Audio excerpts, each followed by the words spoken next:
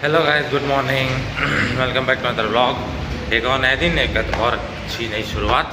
और मुश्किल से 24 घंटे हुए मुझे एक बात बोले हुए कि मौसम को जिस तरह से मिजाज बदल रहा है, पता नहीं कब स्वेटर पहनना पड़े, कब रेन कोट पहनना पड़े, कब क्या करना पड़े। और वो बात मेरी सच हो गई। आज बूंदाबांदी चालू हो गई है। तो मेरी बात क्या है, रेस्ट्रिक्शन बहुत तगड़ा है ना। कई बार बता चुका हूँ, मेरा रेस्ट्रिक्शन मेरा बहुत साथ देता है। तो मेरा रेस्ट्रिक्शन पहले ही साथ दे दिया था कि रेन कोट निकाल ले बेटा, कभी ज़रूरत पड़ सकता है। और आज बारिश चालू हो गई, तो ऐसा सीन है। चलते हैं, वर्कआउट करते हैं। आज अमित सर नहीं आ रहे, तो अकेले ही करना पड़ेगा। आज से वर्कआउट भी हो गया, और आज अकेले था तो ज़्यादा कुछ भी नहीं किया, बस थोड़ा सा मिक्स वर्कआउट किया आज प्रॉपर। मतलब चेस्ट का, बाइसेप्स, थोड़ा बैक, थोड़ा लेग, सबको थोड़ा थोड़ा और ज़्यादा वेट नहीं। इससे एक्सरसाइज भी हो जाए, सारी बॉडी पार्ट्स हैं वो थोड़ा सा एनर्जाइज हो जाए। एनर्जाइज नहीं, एक्टिव हो जाए। एनर्जाइज गलत बोल दिया था, एक्टिव हो जाए और दिन भर आलस ना रहे। वैसे अमित सर मना किए तो फिर मेरा ही मन डोल गया था। फिर मम्मी बोलते जा जा, रोज़ का नाटक है तेरा, ऐसे बोल के डांटी। फिर बोला, मेरे को रियलाइज़ हुआ कि नहीं यार, जाना चाहिए। फिर रोज़ अपने मतलब जितना आप डिले करोगे उतना ही आप अपने जो एम रहता है उससे दूर होते जाते हो। एम मतलब गोल रहता है, उससे दूर होते जाते हो। और जितना डिले करते जाएंगे उतना आपका जो गोल है वो डिले होता जाएगा। और डिले होने से क्या है, नुकसान ज़्यादा है, कवर अप करना पड़ता है।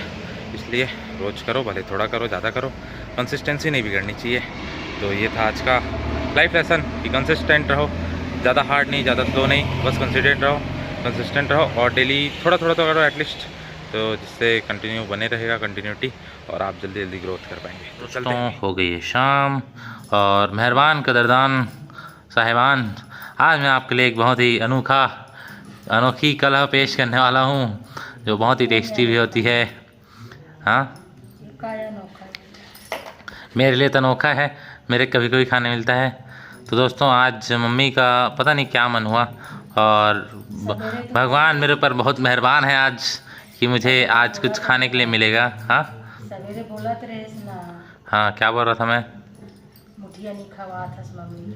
हाँ, तो आज ही खिलाओ, आज ही खिलाने का मन हो गया तो बोला तो तुरंत। चावल सवेरे ज़्यादा बना दे। हाँ, लेकिन शाम की आज मुठिया बना। हाँ, लेकिन शाम को तो थोड़ा कम खाना चाहिए। चलो थोड़ा कम खा लूँगा। तो दोस्तों, मैं बात कर रहा था इनकी, ये है मुठिया रोटी, जो बहुत टेस्टी लगता है और मुझे बहुत प्रिय भी है। तो मम्मी ने आज बड़े शिद्दत से मेरे लिए मुठिया रोटी बनाने का इंतज़ाम किया है। और देख सकते हैं इसका प्रोसेस, बहुत ही सिंपल प्रोसेस है। आप पहले यहाँ पर थोड़ा सा चावल लेंगे, उसमें थोड़ा सा चावल आटा मिलाएंगे और उसमें पानी डालकर उसको गूँथ लेंगे। उसके बाद आपको अपने दोनों हाथों से ऐसे उसको शेप देना है। ये थोड़ा सा बड़ा बड़ा बना रही है मम्मी, आप छोटा भी सकते हैं, गोल भी दे सकते हैं, आपकी मर्ज़ी। तो आपको पहले छोटा सा टुकड़ा तोड़ना है अपने अकॉर्डिंग, आपको इतना बड़ा जो पीस है वो बनाना है। उसके बाद अपने दोनों हाथों से गोल गोल करना है। आपको जैसा शेप देना आप दे सकते हैं, आप स्क्वायर दे सकते हैं, स्क्वायर दे लीजिए। आपको क्यूब बनाना है, क्यूब बना लीजिए। और अगर नहीं बन पाए तो आप ऐसे गोल गोल सिलेंड्रिकल शेप भी दे सकते हैं उसको। हमें गोल वाला भी बनाओ, गोल वाला ज़्यादा टेस्टी लगता है। एक बात बताओ मेरे को, जैसे, हाँ जी देखो गोल वाला बन गया। एक बात बताओ मेरे को कि मुठिया है वो दो टाइप का बनता है, एक गोल और एक ये लंबा वाला। तो लंबा वाला से ज़्यादा टेस्टी गोल वाला क्यों लगता है? लंबा वाला भी टेस्टी नहीं, लेकिन दोनों को खाओगे ना बारी बारी से, तो लंबा वाला से ज़्यादा टेस्टी गोल वाला लगता है। इसके पीछे क्या राज है बताओ तो मेरे को। आप बताओ ना भाई, आप ही बना रहे हो तो आप बताओगे नहीं, कौन बनाएगा, कौन बताएगा? हाँ, तो दोस्तों अभी बढ़िया मुठिया बन रहा है। और इसको प्रोसेस बनाऊंगा, ये बनाने वाला प्रोसेस भी बताऊंगा कैसे बनाते हैं। अभी तो फ़िलहाल इसको शेप दे रहे हैं, उसके बाद इसको पकाएंगे। तो पकाने का प्रोसेस भी बहुत इंटरेस्टिंग रहता है और अच्छा रहता है। मम्मी बताओ कैसे से पकाते हैं, फिर दिखाएंगे भी बना के। पहले बता दो, आप एक्सप्लेन कर दो कैसे से बनाते हैं। तिल और मिर्ची का फोरन। तड़का के लिए तिल, हाँ, कोई भी तिल, काला हाँ, सफ़ेद कोई भी तिल, काला या सफ़ेद तिल। हाँ, उसके बाद मिर्ची लाल वाला, लाल वाला मिर्ची। दोनों को हाँ, तेल में डाल के तड़का देंगे। तेल में डाल दें। कितना सारा तेल चाहिए? थोड़ा सा। उसके बाद तड़का लगा देंगे, फिर उसके बाद पानी डाल देंगे। पानी डालेंगे। तो इसको कब डालेंगे? पानी खोलने के बाद। अच्छा, उतना फ्राई कर लेंगे पहले तड़का लगाकर, फिर डालेंगे उसमें बहुत सारा पानी। कितना सारा पानी डालना है? थोड़ा सा। थोड़ा सा, जिसमें ये डूब जाए ऐसा, ये डूब जाए इसे, जिसे पक जाए भाप में, उतना आपको डालना है पानी। पानी लगभग 2 गिलास। नहीं बेटा, है तो 1 गिलास में पक। नहीं मतलब अप्रॉक्स, जैसे इतना है थोड़ा सा क्वांटिटी तो 1 गिलास, और ज़्यादा क्वांटिटी तो 2 गिलास। फिर उसके बाद पकने दे। पकने दें। कब तक पकने देना है? पूरा पानी। पानी के सूखते तक पकने देना है। और ज़्यादा टेस्टी तब लगता है जब जल जाता है। तो पानी सूखता है ना, हाँ। उसके बाद फिर चम्मच से इधर इधर पलट दो। थोड़ा पलट दो, उसके बाद फिर उसको छोड़ दो जलते तक, है ना? एक ही बार जलता है ना, दोबारा नहीं जलता है। पलट ऐसा क्यों? नीचे जो ज़्यादा ताव पड़ता है ना बेटा, वो ज़्यादा वो जल जा रहता है, उसका दूसरा उसके बाद वाला नहीं जलता है ना। तो इसलिए दोस्तों, बात समझदारी उस बात में है कि आप कम क्वांटिटी में बनाओ, है ना, जिससे जो आपका कढ़ाई है उसमें चारों तरफ ऐसे चिपका दो सब मुठिया को, और उसके बाद उसको ढक दो, तो सारे मुठिया जले जले मिलेंगे और ज़्यादा टेस्टी टेस्टी आपको खाने मिलेगा। और ज़्यादा क्वांटिटी में रहेगा तो क्या होगा, एक के ऊपर एक रह जाएगा, तो जो नीचे नीचे बेस में रहेगा वही बस जलेगा, है ना, और जो ऊपर ऊपर वाला रहेगा वो नॉर्मल रहेगा, नॉर्मल पकेगा। तो ये है देसी नुस्खा कि आपको बहुत सारा जला वाला अगर मुठिया खाना है तो आप बड़ा कढ़ाई यूज़ कर सकते हैं। अगर क्वांटिटी बड़ा है तो आप उतना ही बड़ा कढ़ाई यूज़ कीजिए, और क्वांटिटी कम है तो भी बड़ा कढ़ाई यूज़ कीजिए, जिससे आपको ज़्यादा से ज़्यादा जला वाला खाने मिले। तो हमारी मेकिंग कंप्लीट हो गई है लगभग। अब इसके बाद इसको फ्राई करने जाएंगे, तो आगे की स्टोरी आपको आगे दिखाता हूँ। हमारी जो प्रोसेस है मुठिया बनाने का वो शुरू हो चुका है। यहाँ पर है 1 मिर्ची, ज़्यादा तीखा हम लोग खाते नहीं है इसलिए, और बहुत सारा तिल, और यहाँ पर है हमारा जो बनाया हम लोग मुठिया वो। और हमारे कढ़ाई में तेल हो चुका है गरम। हमें तेल ज़्यादा नहीं है, थोड़ा सा कम कर दो, ज़्यादा तेल हो जाएगा एकदम। रुक दो। यहाँ पर मम्मी टेस्टिंग कर रही है कि गर्म हुआ है कि नहीं तेल, और बहुत ज़्यादा गर्म हो गया है, गुस्सा दिखाते हुए तेल। तो अब इसको डाल देंगे तेल को, और ढक देंगे थोड़ी देर। आवाज़ सुन रहे हैं? चिटकने की आवाज़, तिल के चिटकने की आवाज़। उसके बाद इसमें डालेंगे, गरम गरम ही रहेगा तेल। जैसे ही थोड़ा सा तिल का छिटकना हो जाएगा कम, उसके बाद डालेंगे उसमें बहुत सारा पानी। लेकिन ध्यान से डालना पड़ता है, क्योंकि पानी डालने से, तेल और पानी डालने से छिटकता बहुत है। छन, ये this is the technique to save yourself from the छटकने वाला तेल। हाँ, मम्मी दिमाग देख रहे हो मम्मी का? हाँ, हो गया, बहुत सारा पानी है। फुल कर दो फ्लेम को। अब थोड़ी देर पानी को देते हैं उबलने। फिर इतना पानी डालना है, थोड़ा सा है जिसमें ये सब डूब जाए प्रॉपर से। उबलने तो थोड़ा देर, ढकने से जल्दी उबलेगा। तो दोस्तों, अब हमारा जो पानी डाले थे वो खौल चुका है, तो उसमें बारी बारी से डालेंगे अपन मुठिया को। ये गया 2, तो 4, तो 6, तो 8, 1 तेरा 1 मेरा, 2 तेरा 2 मेरा, 3 तेरा 3 मेरा, बाकी बचाओ बच्चों का। ऐसे एक डायलॉग है, पता है, मैं एक मूवी में, उसमें ऐसे डायलॉग बोलता है अक्षय कुमार, तो मैं भी वही डायलॉग मार रहा था। ये तो पानी कम हो गया लग रहा है मम्मी, हो जाएगा इतने में? हाँ, ढकने से भाप बन जाएगा तो पक जाएगा ना। तो सब कुछ जलाना ज़्यादा बता दिया हूँ, घंटे में टिका देना, जब सूख जाएगा पानी तो ठीक है। तो चलिए दोस्तों, अभी पक जाएगा, उसके बाद आपको फाइनल रिजल्ट दिखाएंगे। तब तक के लिए इसको पकने देते हैं। तो दोस्तों, मैं हाजिर हो गया हूँ वापस से आपके सामने मुठिया लेकर। ये 2-2 चम्मच क्यों डाल दिए मम्मी? मम्मी 2-2 चम्मच डाल दिए हो? हाँ, तो ये है आज का सीन, और ऐसा कुछ सीन है कि बढ़िया टेस्टी सा मुठिया आप देख पा रहे हैं यहाँ पर। और मैं जिस पोर्शन की बात कर रहा था, दिस इज़ द पोर्शन जो था जला वाला। रुको पलटा के दिखाता हूँ। देख रहे हैं, थोड़ा सा जला वाला ये दिख रहा है पोर्शन। ये बहुत क्रंची रहता है, आपने खाया ही होगा ऑब्वियसली। अगर आप छत्तीसगढ़ में रहते हैं तो आपने खाया ही है। तो ये लगता है बहुत टेस्टी। और बता दूँ, ये जो गोल वाला है और ये है थोड़ा सिलेंड्रिकल वाला, तो ये ज़्यादा टेस्टी रहता है इससे। अब ये क्या लॉजिक है इसके पीछे, ये अभी आज तक मुझे समझ नहीं आया, ना किसी को आज तक समझ आया है, लेकिन है तो है, ये टेस्टी तो लगता है। तो अब मैं वेट नहीं कर पा रहा हूँ इसको खाने का, तो फटाफट से खाते हैं। ये देखिए ये वाला भी मस्त चला हुआ है, मुंह में पानी आ गया है। तो फटाफट से मैं अपना डिनर करने के लिए अब बेसब्री से इंतज़ार कर रहा हूँ। मम्मी चलो चलो चलो, बहुत भूख लग गया, देख के भूख लग गया। तो फिनिश करते हैं दोस्तों, फिर मिलता हूँ आपको। दोस्तों तो एक बार फिर से स्वागत है हमारे स्टोरी सेगमेंट में। उससे पहले ये बता दूं कि आज का जो बना था फरा रोटी या कह लें मुठिया रोटी था बहुत टेस्टी और खाने में मज़ा आ गया। लेकिन ज़्यादा पीसेस नहीं खाया, 4-5 ही खाए क्योंकि ज़्यादा हैवी हो जाता वो, तो ऐसा कुछ सीन था और बढ़िया मज़ा आया बहुत दिनों बाद खाने का।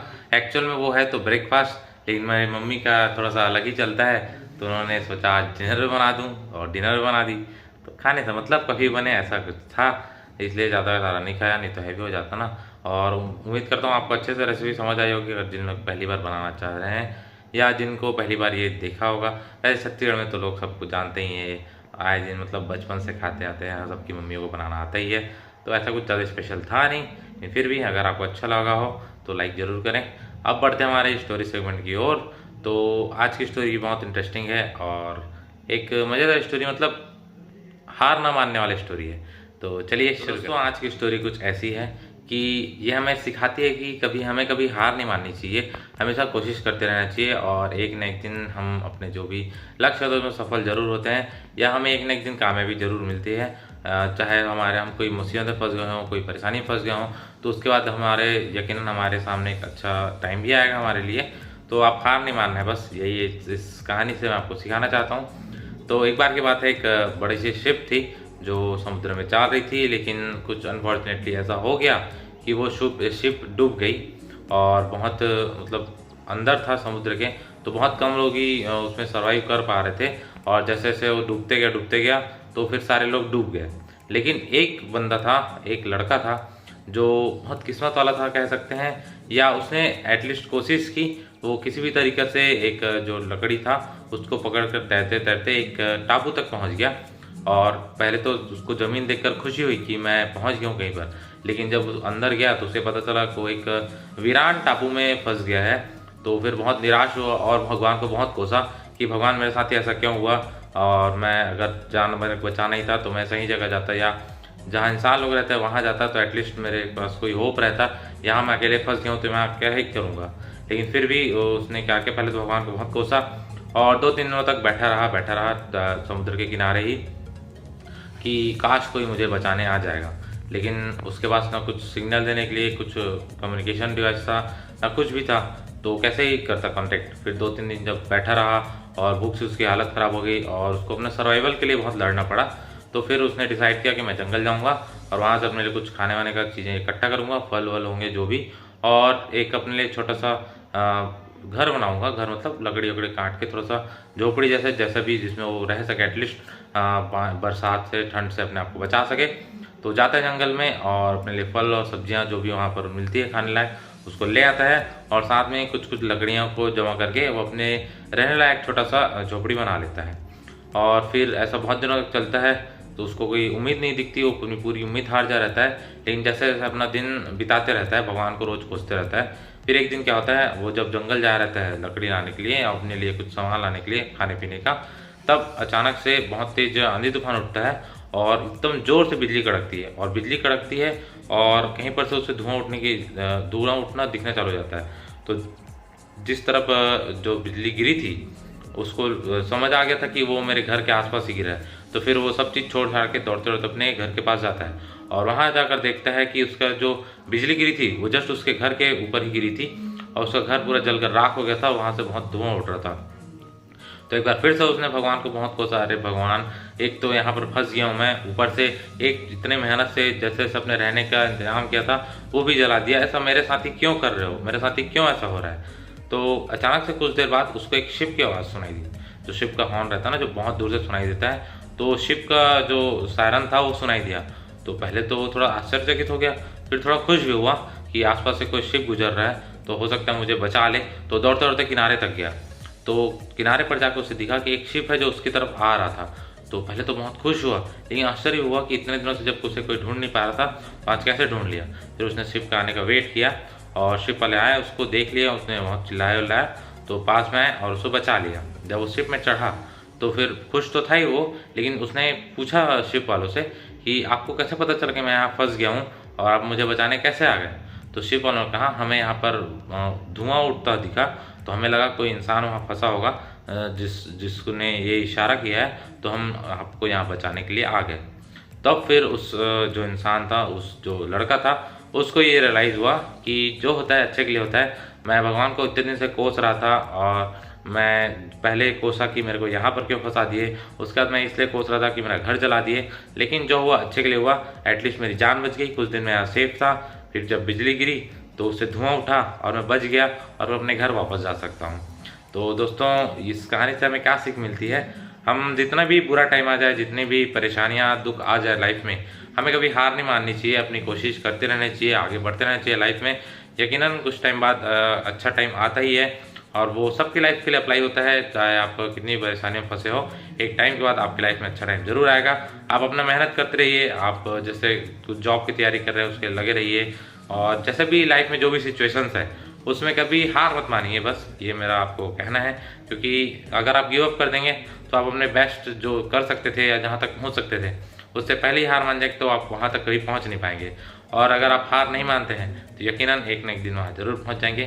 तो आशा करता हूँ आज की स्टोरी आपको पसंद आई होगी, और अगर पसंद आई हो तो लाइक करें, शेयर करें, और चैनल पर नया सब्सक्राइब जरूर करें। तो दोस्तों, आज की वीडियो को इतना ही, मिलते हैं अगली वीडियो में। Till then have a great day, bye bye.